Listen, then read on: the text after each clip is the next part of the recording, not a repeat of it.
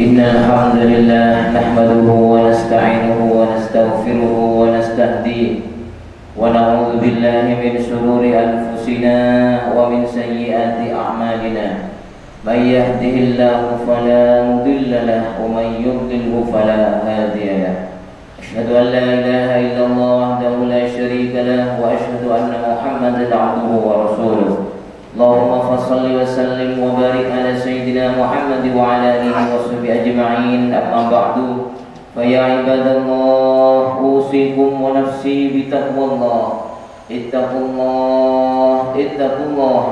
الله تعالى فقد فاز المتقون قال الله تعالى في كتابه الكريم وهو أصدق القائلين أعوذ بالله من الشيطان الرجيم بسم الله الرحمن الرحيم يا أيها الذين آمنوا اتقوا الله وقولوا قولا سديدا يصلح لكم أعمالكم ويغفر لكم ذنوبكم ومن يطع الله ورسوله فقد فاز فوزا عظيما صدق الله العظيم وصدق رسوله النبي الكريم ونحن على ذلك من الشاهدين. Jemaah salat Jumat yang dirahmati oleh Allah Subhanahu wa taala, mari bersama-sama bersyukur kepada Allah Subhanahu wa taala atas segala nikmat yang Allah berikan kepada kita dan juga nikmat terpanggilnya jiwa kita di saat kita dipanggil untuk menghadap kepada Allah, terkhusus pada siang hari ini. Kita masih diperkenankan oleh Allah untuk melaksanakan ibadah Jumat yang merupakan kewajiban kita sebagai umat muslim. Mudah-mudahan senantiasa memberikan hidayah taufik dan kekuatan kepada kita untuk kita selalu beribadah yang terbaik kepada Allah Subhanahu wa taala. Amin ya rabbal alamin. Salawat dan salam semoga tetap mengalir pada junjungan Nabi Agung Nabi Muhammad sallallahu alaihi wasallam, panutan kita, uswah hasanah kita. Mudah-mudahan kita semua sebagai umatnya selalu mendapatkan syafaat baginda Nabi Muhammad sallallahu alaihi wasallam min yaumina hadza ila yaumil qiyamah. Amin amin ya rabbal alamin. Jemaah yang dirahmati oleh Allah Subhanahu wa taala, dalam kitab Manaqib Al-Imam Ahmad bin Hanbal, beliau bercerita sendiri dalam kitabnya, suatu saat jiwa saya terpanggil untuk saya pergi ke satu kota, yaitu yang ada di wilayah Irak. Saya terpanggil untuk datang ke satu kota, yaitu kota Basrah, di mana kota tersebut jaraknya kurang lebih 500 km dengan kediaman Imam Ahmad yang ada di Baghdad. Pergilah saya ke tempat itu karena memang jiwa saya sangat terpanggil untuk datang ke daerah tersebut. Saat saya sampai ke Basrah tersebut, saya nyampai pada waktu masuk waktu Isya. Datanglah saya ke satu masjid di mana di tempat itu banyak orang yang mau melaksanakan ibadah salat Isya, dan sekaligus saya juga salat berjamaah di masjid tersebut. Setelah kemudian selesai melaksanakan salat Isya berjamaah, saya tinggal diam di masjid untuk istirahat sejenak, dan berbaring saya di masjid tersebut untuk rehat. Dan ternyata saya tidak diperkenankan oleh takmir masjid, oleh wakil masjid, dan bahkan saya diberitakan untuk keluar. Maaf tuan, di sini tidak diperkenankan untuk hidup di dalam masjid. Dan saya dipersilahkan untuk keluar masjid, dan kemudian pintu masjid ditutup. Lalu kemudian saya istirahat di teras masjid, karena tidak diperkenankan di dalam masjid, saya istirahat di teras masjid. Lalu kemudian orang masjid tersebut datang lagi kepada saya dengan marah-marah, maaf tuan, di dalam masjid tidak boleh istirahat, di teras pun juga tidak boleh. Akhirnya kemudian sampai Imam Ahmad didorong untuk keluar dari area masjid tersebut, didorong sampai keluar, sampai ke jalanan. Tahu-tahu di samping masjid tersebut ada seseorang yang punya rumah kecil. Beliau punya usaha membuat roti setiap harinya. Lalu kemudian Imam Ahmad dipanggillah oleh orang tersebut, wahai Syekh, wahai tuan, marilah kau istirahat di rumah saya sejenak. Kalau engkau tidak diperkenankan istirahat di masjid atau di empang masjid, baiklah kalau begitu, kalau engkau mempersilahkan saya untuk istirahat di rumah sampean, saya berkenan. Akhirnya Imam Ahmad ikutlah orang tersebut yang tempat tinggalnya di sebelah masjid itu. Lalu kemudian Imam Ahmad tinggallah di situ dan memperhatikan orang yang sedang membuat adonan roti itu. Setiap dia melakukan aktivitasnya, dia selalu beristighfar kepada Allah Subhanahu wa taala.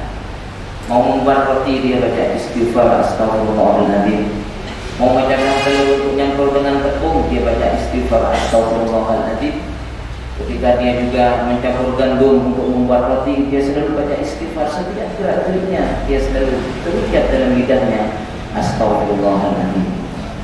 Lalu kemudian Imam Ahmad penasaran bertanya kepada sang pembuat roti itu, wahai Tuhan, sudah berapa tahunkah engkau melakukan aktivitas ini? Berjualan roti, membuat roti, dan bahkan setiap langkahmu dan perbuatanmu selalu diikuti dengan baca istighfar kepada Allah Subhanahu wa taala. Lalu si penjual roti tersebut menjawab kepada Imam Ahmad, saya kurang lebih, Tuhan, sudah kurang lebih 30 tahun saya membuat roti, dan aktivitas ini saya lakukan sejak waktu itu. Berarti saya sudah 30 tahun membuat adonan roti, membuat roti setiap hari, dan selalu saya ucapkan istighfar kepada Allah Subhanahu wa taala. Lalu Imam Ahmad bertanya, wahai Tuhan, wa ma samaratu fi'lik, apa buah dari perbuatan kamu yang kau lakukan selama 30 tahun membuat roti dan selalu kau iringi dengan banyak istighfar kepada Allah Subhanahu wa taala? Si penjual roti tersebut menjawab, seluruh hajat-hajatku dikabulkan oleh Allah Subhanahu wa taala. Seluruh keinginanku apapun itu Allah ijabah dan Allah kabulkan dan Allah wujudkan dalam kehidupan saya sehari-hari ini. Tetapi hanya satu yang belum Allah kabulkan sampai saat ini, wahai Tuhan. Apa itu, wahai Tuan Roti? Saya bermimpi dan saya mohon kepada Allah agar saya dipertemukan dengan seorang imam yang mulia, imam yang menjadi panutan umat, yaitu Imam Ahmad bin Hanbal. Di saat itulah kemudian Imam Ahmad kaget, Allahu Akbar. Inilah yang kemudian istighfar memanggil saya untuk saya datang ke sini. Saya dalam jiwa saya terpanggil untuk saya datang ke Basrah ini, dan kemudian saya sampai ke masjid, bahkan saya sampai diusir-usir dari masjid oleh marbot masjid hanya untuk Allah mempertemukan aku dengan engkau. Mungkin orang ini karena termasuk orang yang rakyat biasa, untuk bertemu dengan seorang imam yang begitu besar sulit secara akal, sulit secara logika, tapi dengan kepasrahan kepada Allah, selalu beristighfar kepada Allah Subhanahu wa taala, Allah ijabah. Bahkan imam yang begitu mulia Allah panggil untuk kemudian bertemu dengan seorang hamba yang istiqomah beristighfar kepada Allah Subhanahu wa taala. Dari itulah pelajaran bagi kita dan inspirasi bagi kita untuk kita selalu beristighfar kepada Allah.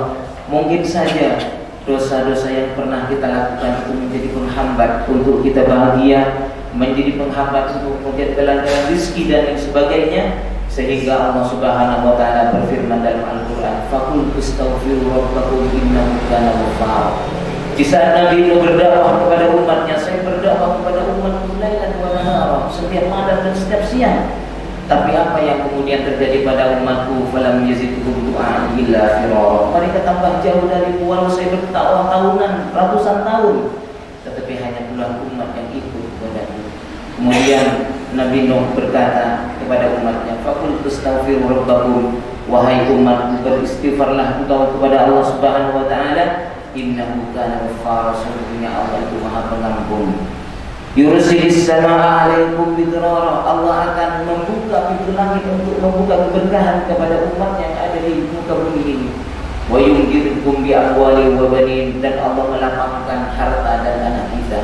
Mungkin karena rezeki kita saat ini masih sebatas memenuhi kebutuhan sehari-hari, atau mungkin masih sangat bisa jadi karena terhalang oleh perbuatan dosa kita, sehingga Nabi Nuh kepada umatnya ajarannya adalah istighfar kepada Allah. Allah akan melapangkan rezekimu, wabanin, dan kemudian anak turun kita. Mungkin apa yang sudah terjadi pada Imam Hasan Al-Basri, suatu ketika beliau juga didatangi seorang tamu yang sudah puluhan tahun menikah belum dikaruniai anak. Kemudian nasihat dari Imam Hasan Al-Basri, istighfarlah kepada Allah. Walau kamu sudah berusaha dengan berbagai ikhtiar, tapi berusahalah kemudian kembali kepada Allah dan banyak istighfar. Dengan itu Allah juga akan memberikan insyaallah anak keturunan kepadamu. Wa yudhidku bi amwali wa banin, Allah akan melapangkan rezekimu dan Allah akan memberikan anak keturunan kepadamu. Wa yaj'al lakum jannatin wa yaj'al lakum anhara, dan Allah akan memberikan kepada kamu taman-taman dan sungai-sungai yang membawa keindahan dalam kehidupan. Itulah bagian dari hikmah kita banyak beristighfar kepada Allah, dan di lain itu Allah akan menahan untuk tidak menimbulkan azab pemuka bumi ini dengan banyak beristighfar kepada Allah Subhanahu wa taala. Dalam ayat lain Allah berfirman, "Wa ma kana Allahu liyu'adzibahum wa anta fihim." Muhammad, saya tidak akan memberikan azab kepada umatmu selama engkau masih ada di tengah-tengah kalian, di tengah-tengah mereka. Tapi tatkala kemudian Nabi Muhammad sudah pulang dan meninggal, apa jaminan kemudian agar tidak Allah memberikan azab ke muka bumi? Wa ma kana Allahu mu'adzibahum wa hum yastaghfirun. Dan Allah tidak akan memberikan azab ke muka bumi ini selama kita sebagai umat Rasulullah, sebagai kita sebagai makhluk dan hamba Allah banyak beristighfar kepada Allah Subhanahu wa taala. Itu bagian dari hikmah dan barakah kita selalu beristighfar kepada Allah, dimudahkan urusan kita, dilancarkan rezeki kita, dilancarkan anak keturunan kita, dan bahkan seluruh apa yang menjadi hajat-hajat kita diterima dikabul oleh Allah Subhanahu wa taala. Mudah-mudahan hajat kita diterima oleh Allah, dikabul oleh Allah, dengan barakah kita selalu beristighfar kepada Allah Subhanahu wa taala. Amin amin ya rabbal alamin. A'udzu billahi minasyaitonir rajim. Bismillahirrahmanirrahim. Wal 'asri innal insana lafi khusrin illa alladziina amanu wa 'amilus shalihati wa tawassaw bil haqqi wa tawassaw bis sabr. Barakallahu li wa lakum fil Qur'anil 'azim wa nafa'ani wa iyyakum bima fihi minal ayati wadh dhikril hakim. وتقبل مني تلاوته إنه هو السميع العليم. اللهم صل على سيدنا محمد وعلى آل سيدنا محمد.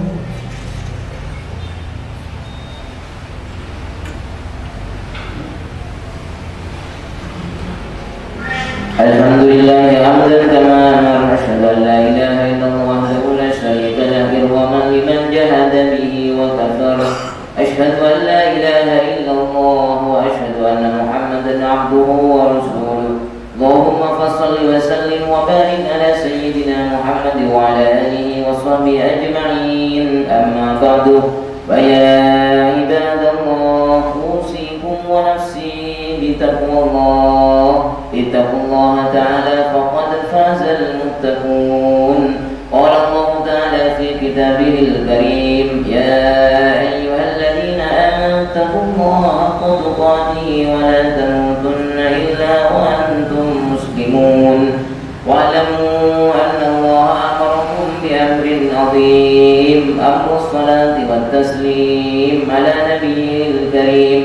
وقال بسم الله الرحمن الرحيم: إن الله وملائكته يصلون على النبي يا أيها الذين آمنوا صلوا عليه وسلموا تسليما.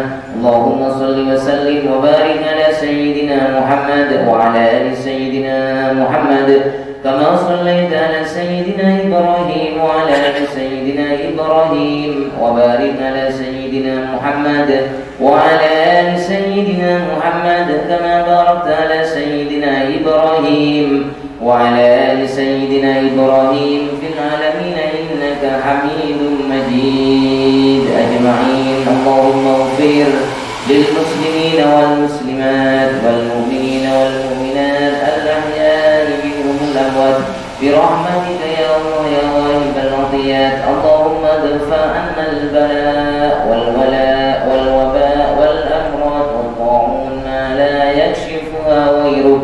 اللهم إنا نسألك خير هذا اليوم، فتحه ونصره ونوره وبركته وهداه.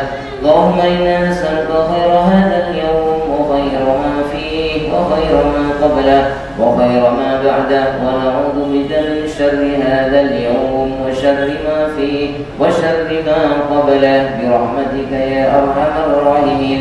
ربنا هب لنا من أزواجنا وذرياتنا قرة أعين واجعلنا للمتقين إماما.